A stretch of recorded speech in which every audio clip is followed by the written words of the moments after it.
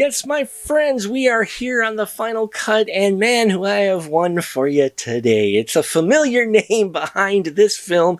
It is called The House of Forbidden Secrets, and it is brought to us by none other than Mr. Todd Sheets, who wrote and directed the story of a gentleman who gets a guard job at this manor that's now been turned into this kind of corporate office. But the manor has a history, a supernatural, paranormal history, and Jacob Hunt, along with some other individuals who are in this building, soon discover what that history is and that there are some unruly spirits who do not like them being there. And we see how all of this plays out as we learn the history of the House of Forbidden Secrets.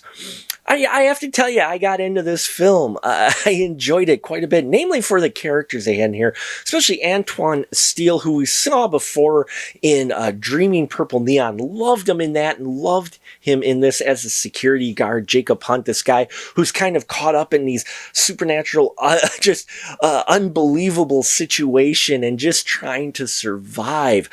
We have some appearances in here by Lou Temple, who was in 31 and Kidnap. He plays Elias Solomon, plays a great character. This is a guy that you're really not gonna like at all.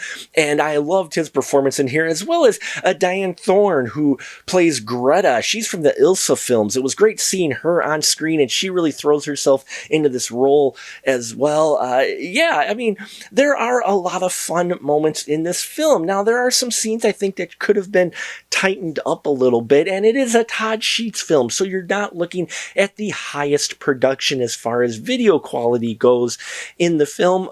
But if you can look past that, there are some great moments in here. The performances by everyone involved is one of the more solid group of performances I've seen in a Todd Sheets film. And of course, the practical gore effects are abound within this movie, including, I think there's some horned nipples in here as well, just like we got in Dreaming Purple Neon. There are, again, some scenes I wish they would have trimmed and some choices they would have made to where you got a little bit more visuals. There's a spot in here where there's a really long kind of exposition scene that I wish would have moved a little bit faster. I enjoyed the history that came up for this location, but there's also a couple of things near the end that happen that'll kind of have you scratching your head and make you go, why didn't they just do this? So, it's a mixed bag, as usually it is with Todd Sheets films, but if you're a fan of a Todd Sheets film, then you're going to want to check out House of Forbidden Secrets. If you don't mind a lower production value, but a film that is trying to present an interesting story, I think you should also check out House of Forbidden Secrets. The casual horror fan, though, you'll probably want to skip this, as you may not be able to get past the aesthetic that Todd Sheets is known for in many of his films. So there you have it, folks. House of Forbidden Secrets. If you have seen this film, leave your comments down below. Love to hear your thoughts on this movie. Please subscribe if you have not already. I thank you for your support, and remember, till next time, keep that ticket stub